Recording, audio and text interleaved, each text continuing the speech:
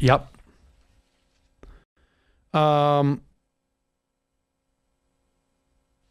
This is, I like this. I mean, there's a lot of benefits to Facebook banning Donald Trump from Facebook. I mean, I'll be honest. I don't go on Facebook. And I don't really have a sense of like how much of Donald Trump's garbage got into the ether because it was on Facebook.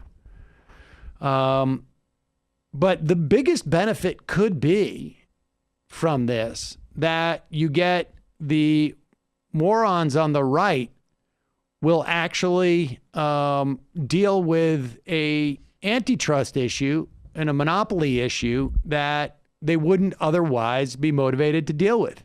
I give you Bill Hammered, and Mark Meadows. The Oversight Board will uphold the ban on Donald Trump. Your reaction?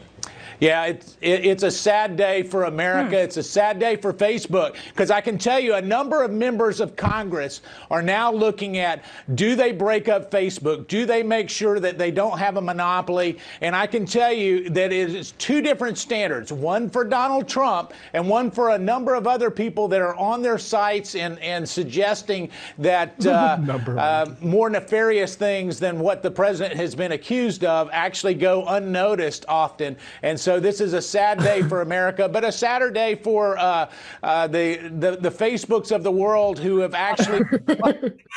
Did he say it's a Saturday? For the Facebooks of the world?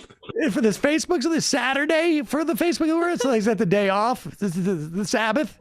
We got to go back because, and look, I couldn't be happier.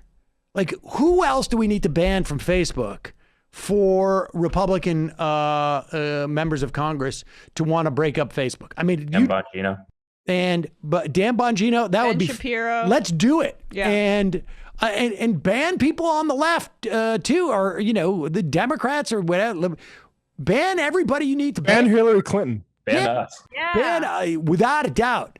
But but with that said, I love how he says, like, there are people on there who do more nefarious things and it barely goes noticed. Well, that's part of the problem. Right. Like, if someone with 4 followers on Facebook is saying something more nefarious than the guy with 13 million or 100 million, whatever it was that he had on Facebook, there's a very good argument that the moderately nefarious stuff that travels through 100 million people is more problematic than the more nefarious stuff that travels through 4 people.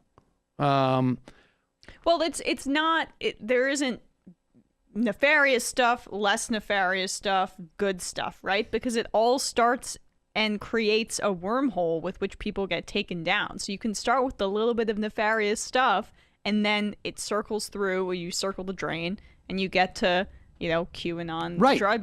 Blood drinking conspiracies. It's like a linear, and Facebook was trying to cover up the fact that they were responsible for radicalizing the Stop the Steal people on January 6th more than any other website. They were trying to hide that from their own employees when they had an internal memo released about it, an internal study done.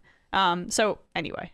That's like a little bit beside the point. But. It's like a Disneyland, ride. Like you get on at the beginning of It's a Small World, and it just takes you right down to the end. I don't remember the specifics of it. All right, let's go back and listen.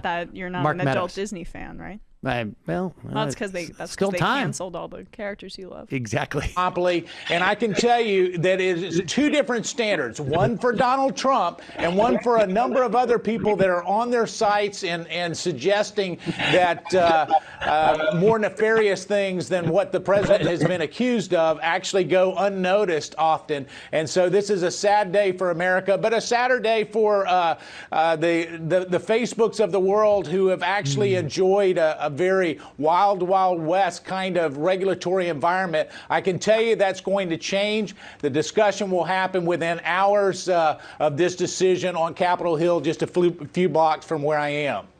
That is my kind of bipartisanship. Exactly. I am all for that. You really want to talk about breaking up Facebook and antitrust? I mean, give me Mark Meadows. Not that I think that any actually Republicans in power who legitimately have lawmaking ability will consider this. I love it. But they'll scream and cry. Indeed. The Facebooks of the world.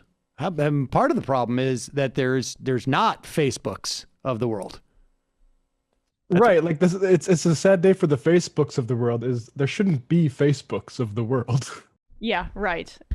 I mean, there is one Facebook of the world. That's the whole point. We should have, as you said, 20 different Facebooks of the world, and the way to do that is to break up the existing one. And Mark Meadows seems to be on board, so guess why doesn't he make some calls and actually follow through on this? If only that guy had ever been in a position of power. Right, I know. Well, he's outside of power now, right? Ostensibly, this is the kind of thing he's probably always dreamt of, is maybe making some big cash, lobbying, and then, leveraging some of the relationships with the other vile people he worked with. Time to get moving, Mark.